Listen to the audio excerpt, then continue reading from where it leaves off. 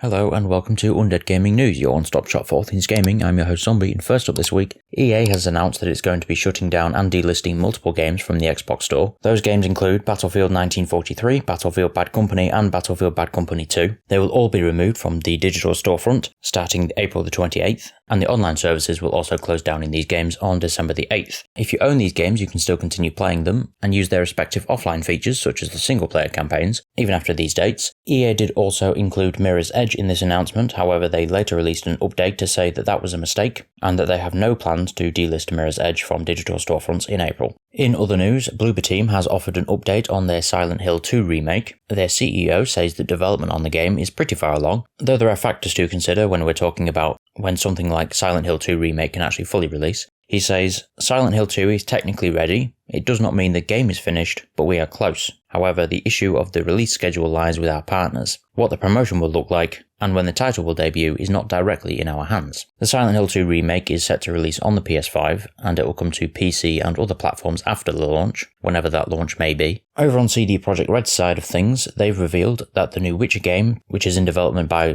the Molasses Flood in Boston, codenamed Project Sirius, underwent an evaluation of its scope and commercial potential against the original concept, and based on that evaluation, CD Projekt have decided to take an impairment allowance of close to $10 million.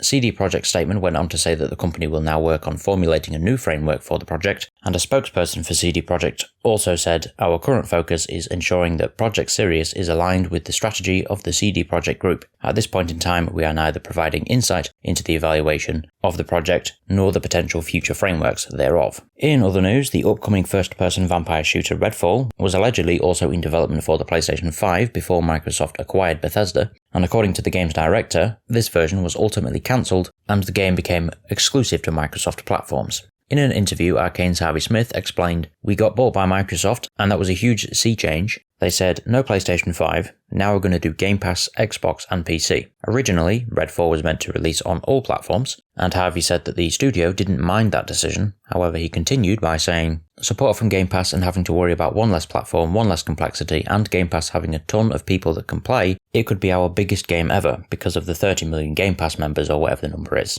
Microsoft has since released a statement saying that they haven't pulled any games from PlayStation, which naturally they will of course do, due to the fact they're currently under investigation for their attempt at acquiring Activision Blizzard. Arcane's Harvey Smith also confirmed that the team has already started looking into removing the always online requirement in the game, probably due to the fact that there was a huge downpour of people annoyed with the fact that you had to have an always online status to play single player on Redfall. In other news, Valve has announced Counter-Strike 2. The developer says that Counter-Strike 2 is an overhaul to every system, every piece of content, and every part of the Counter-Strike experience. The game is going to run a limited test and is due to finally launch in the summer. Counter-Strike 2 is going to be a free upgrade to CSGO. You'll also be able to keep all your progress and unlocks through into Counter-Strike 2. The Counter-Strike 2 limited test is currently ongoing now. Also in the news is the sequel to the 2014 action RPG Lords of the Fallen, as it's officially changed its name yet again. Originally it was simply called Lords of the Fallen 2, and then became The Lords of the Fallen, and has now become Lords of the Fallen, so both games will now have the exact same name. The new name change was subtly added to a technical showcase where they were showing off the capabilities of the Unreal Engine 5,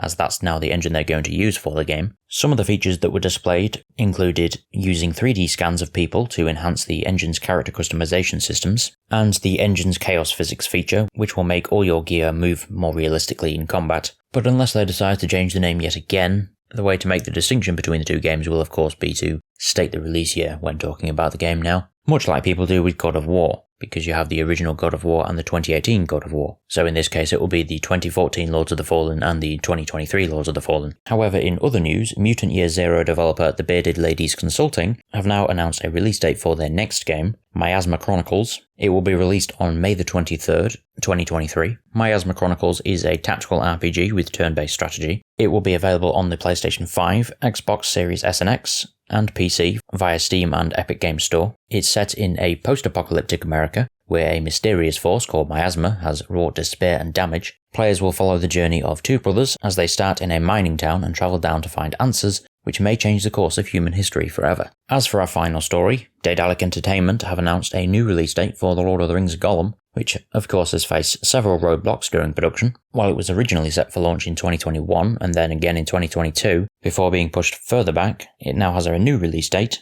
set for the 25th of May 2023, and as described by developer Daedalic Entertainment, the events of the game will take place in parallel to the Fellowship of the Ring, with Gollum's quest shaped around his desire to regain the One Ring, even as Frodo and the rest of the Fellowship journey to Mount Doom to destroy it. When it does release, it will arrive on PlayStation 4, PlayStation 5, Xbox One, Xbox Series S and X, and of course, PC. It will also launch on the Nintendo Switch later in the year. But that's all we have time for now. If you have any thoughts on anything discussed this week, please leave them in the comment section below as always, and I'll see you next week. Goodbye.